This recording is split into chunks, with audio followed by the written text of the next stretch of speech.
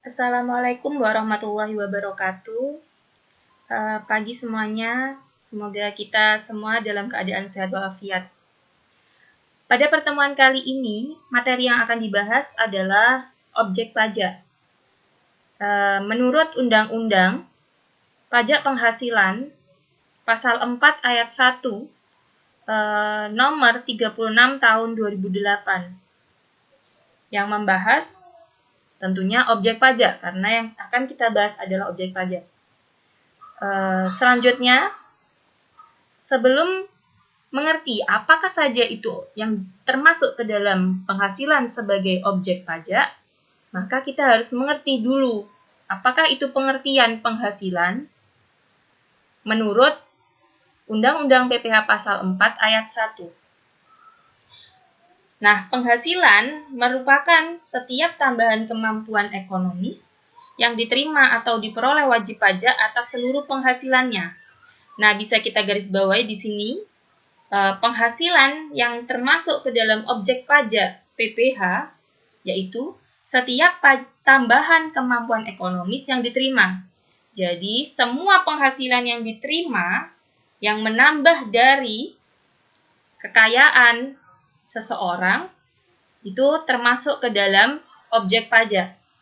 Nah, saya bisa menarik kesimpulan bahwa di sini objek pajak sama dengan sasaran pajak atau penghasilan. Sebagai contoh di sini, A adalah seorang pegawai tetap menerima gaji bulanan atas kerjanya. Maka di sini gaji atau yang bisa disebut penghasilan yang diterima A itu merupakan objek pajak. Nah, bisa juga disimpulkan bahwa objek pajak sama dengan penghasilan. Namun, tidak semua penghasilan itu termasuk ke dalam objek pajak. Ada juga penghasilan yang tidak merupakan objek pajak, dan itu nanti akan diatur pada pasal 4 ayat 3 Undang-Undang PPh. Namun, dalam pembahasan kali ini, kita berfokus pada pasal 4 ayat 1 yang membahas tentang objek pajak. Selanjutnya, kita akan membahas tentang apakah saja penghasilan yang termasuk ke dalam objek pajak itu. Yang pertama, ada penggantian atau imbalan, pekerjaan tetap dan bebas. Kenapa saya bilang penggantian atau imbalan pekerjaan tetap dan bebas?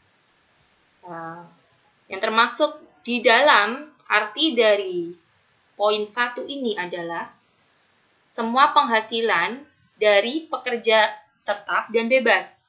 Sebagai contoh, si A tadi itu adalah pekerja tetap. Dia menerima penghasilan setiap bulan dan pasti tetap flat. Misalkan penghasilannya sebesar itu, kecuali ada kenaikan gaji atau adanya tambahan tunjangan.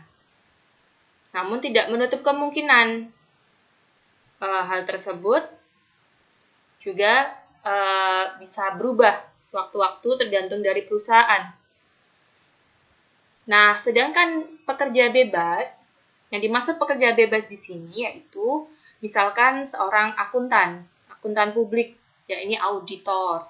Auditor di sini adalah auditor yang memiliki auditornya ya, yang memiliki kantornya. Karena bagi yang memiliki kantornya, itu kan pasti tidak memiliki penghasilan tetap.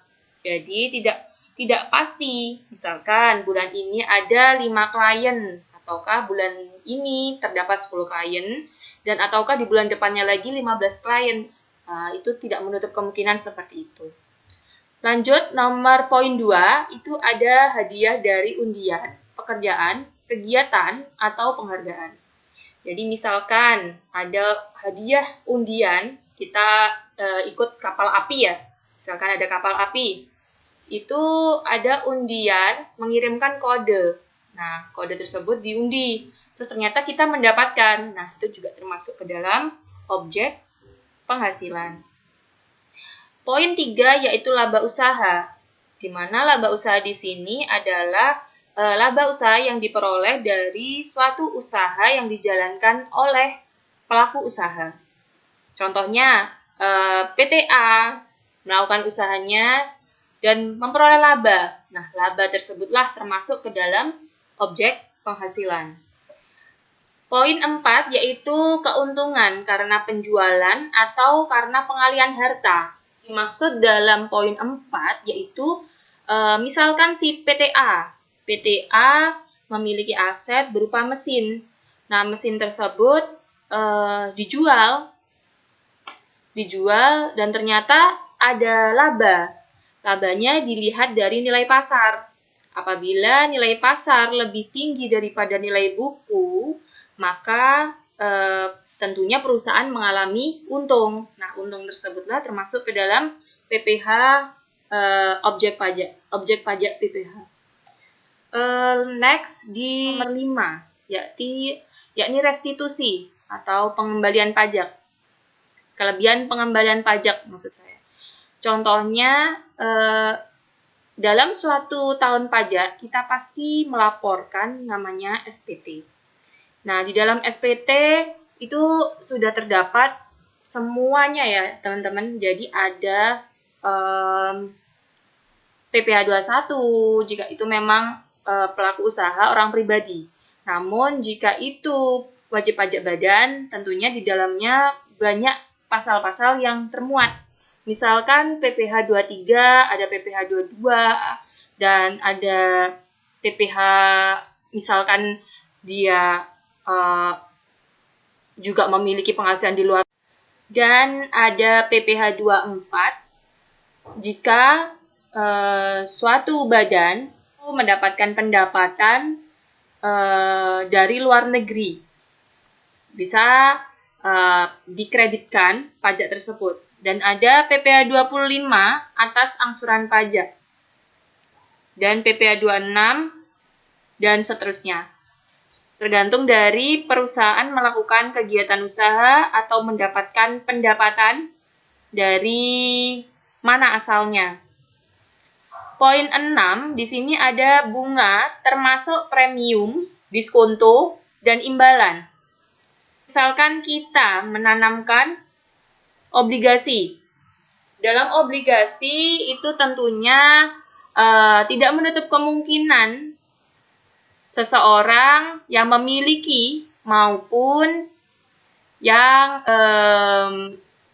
menanamkan modalnya kepada masyarakat luas yang memiliki dan menerima yang namanya premium maupun diskonto. Nah, diskonto jika mengalami kerugian dan premium jika mengalami keuntungan.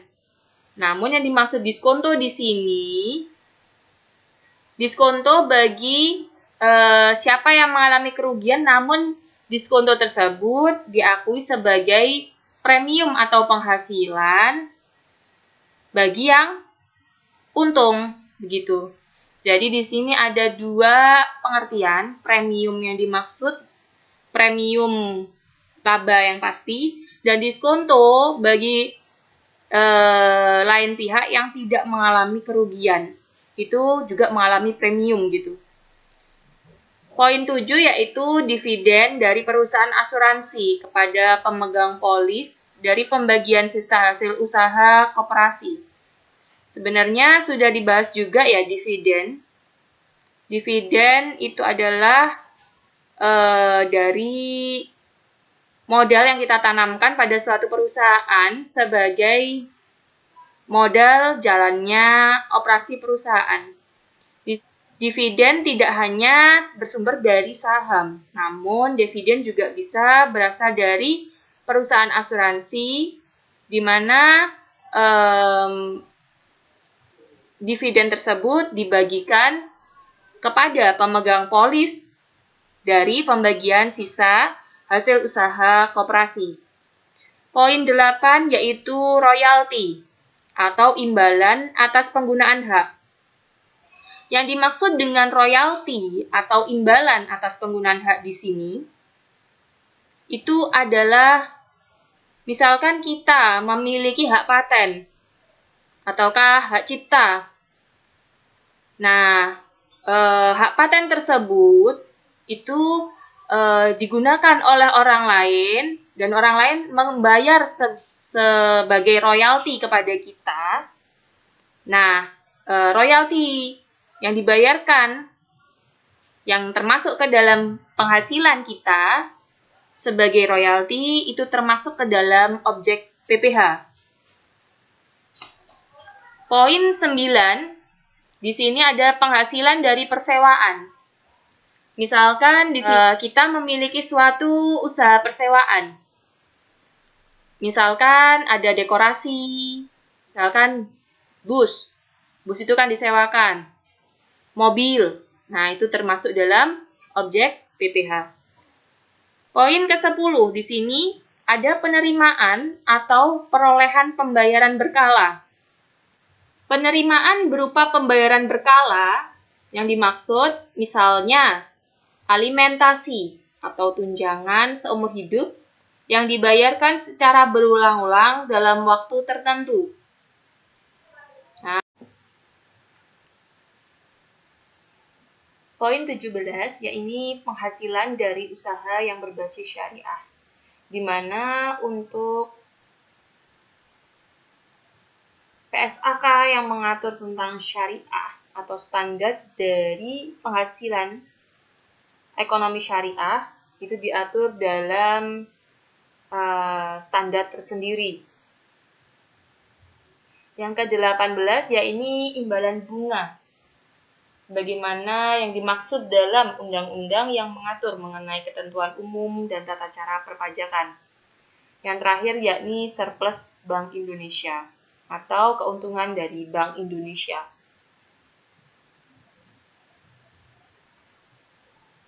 Sekian dari saya, semoga bermanfaat. Thanks for watching and see you next time.